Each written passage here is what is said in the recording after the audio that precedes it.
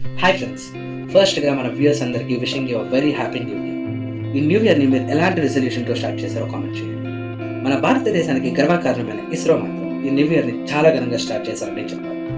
మన ఇస్రో వాళ్ళు మండే రోజున తమ ఫస్ట్ శాటిలైట్ అయిన ఎక్స్పోసాట్ అంటే ఎక్స్రే పొలారిమీటర్ శాటిలైట్ని పిఎస్ఎల్వి వెహికల్ ద్వారా లాంచ్ చేశారు. ఈ శాటిలైట్ యొక్క లైఫ్ స్పాన్ 5 years. ఈ 5 yearsలో ఈ శాటిలైట్ స్పేస్లో ఉన్న డిఫరెంట్ బ్లాక్ హోల్స్ ఇంకా డిఫరెంట్ ఎక్స్రే బైనరీ సోర్సెస్ని ఇన్వెస్టిగేట్ చేస్తుంది. యుఎస్ తర్వాత ఇలాంటి ఒక లాంచ్ చేస్తున్న సెకండ్ కంట్రీ మన ఇండియా. ఈ మిషన్తో మనం ఆల్రెడీ 2021లో నాసా పంపిన శాటిలైట్తో కలిసి బ్లాక్ హోల్స్ని ఇంకా ఇన్డెప్త్గా అనలైజ్ చేయబోతుంది. ఇదే కాకుండా మన ఇస్రో వాళ్ళు ఈ 2024లో మొత్తం 12 గ్రౌండ్ బ్రేకింగ్ మిషన్స్ చేయబోతున్నారు. ఈ మిషన్స్ వల్ల ఇప్పటి వరకు మనకు స్పేస్ గురించి ఉన్న అండర్స్టాండింగ్ నెక్స్ట్ లెవెల్కి తీసుకెళ్లడానికి హెల్ప్ అవుతుందని వాళ్ళు భావిస్తున్నారు. ఈ జనవరిలో మనం ఇస్రో అండ్ నాసాతో కలిసి ఒక మిషన్ చేయబోతున్నాం. ఆ మిషన్ ఏంటంటే NASA ISRO synthetic aperture radar అనే శాటిలైట్ని వదలడం. షార్ట్గా దీనినే నిస్సార్ శాటిలైట్ అని కూడా అంటాం. ఈ నాసాతో కలిసి చేస్తున్న మిషన్ మనకు ఎంతో గ్రౌండ్ బ్రేకింగ్ అచీవ్మెంట్ అవుతుంది. రిపోర్ట్స్ ప్రకారం ఈ satellite remote sensing capabilities increase చేయడంతో పాటు ప్రతి 12 daysకి డేటాని మ్యాప్ చేస్తూ ఉంటుంది. ఇలా మ్యాప్ చేయడం వల్ల మన ఎర్త్ గురించి మరియు అందులో ఉన్న డిఫరెంట్ ఎకో సిస్టమ్స్ గురించి అర్థం చేసుకోవడానికి చాలా హెల్ప్ అవుతుంది. ఈ ఇయర్ జనవరిలోని ఇన్సాట్ 3DS అనే ఒక లాంచ్ కూడా జరుగుతుంది. ఈ ఇన్సాట్ 3DS అనేది ఒక కమ్యూనికేషన్ శాటిలైట్. ఈ శాటిలైట్ మనకు చాలా ముఖ్యమైన ఇన్ఫర్మేషన్ని మానిటర్ చేస్తుంది. లైక్ మన వెదర్ సిస్టమ్స్ కానీ డిజాస్టర్ మేనేజ్మెంట్ సిస్టమ్స్ కానీ అలాంటి వాటి గురించి. తర్వాత మనకు గగన్యాన్ 1, ఇది మన ఇస్రో మరియు హిందుస్థాన్ ఏరోనాటిక్స్ లిమిటెడ్ మధ్య కొలాబరేషన్తో జరుగుతున్న మిషన్.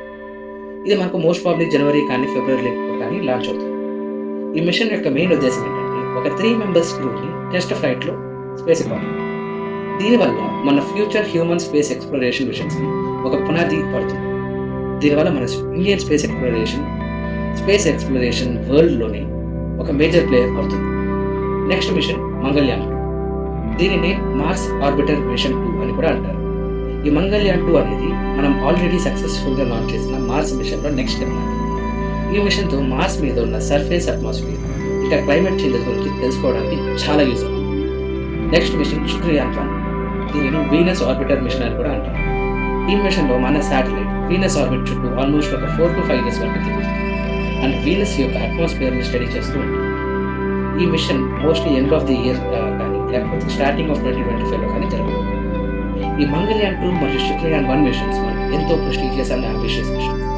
ఈ మిషన్స్తో మన ఇండియా ప్లానటరీ ఎక్స్ప్లోరేషన్ కూడా తన సత్తాన్ని మరియు ఉనికిని చాటుతుంది. ఇవే కాకుండా ఇస్రో ఇంకా చాలా మిషన్స్ ప్లాన్ చేస్తున్నారు.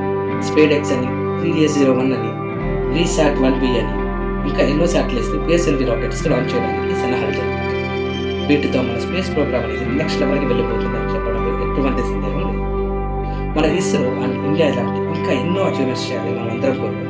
అండ్ మనం మరికొన్ని ఇంట్రెస్టింగ్ విషయాలతో మన నెక్స్ట్ వీడియోలో కలుసుకుంటాం. ఈ వీడియో కనుక మీకు ఇంట్రెస్టింగ్గా అనిపిస్తే వెంటనే వీడియోని లైక్ చేయండి, షేర్ చేయండి అండ్ ఈ స్పేస్ ప్రోగ్రామ్ గురించి మీరేమనుకుంటున్నారో కామెంట్ చేయండి. అలాగే మన ఛానల్ని కూడా సబ్స్క్రైబ్ చేయడం మర్చిపోకండి. జై హింద్ ఫ్రెండ్స్.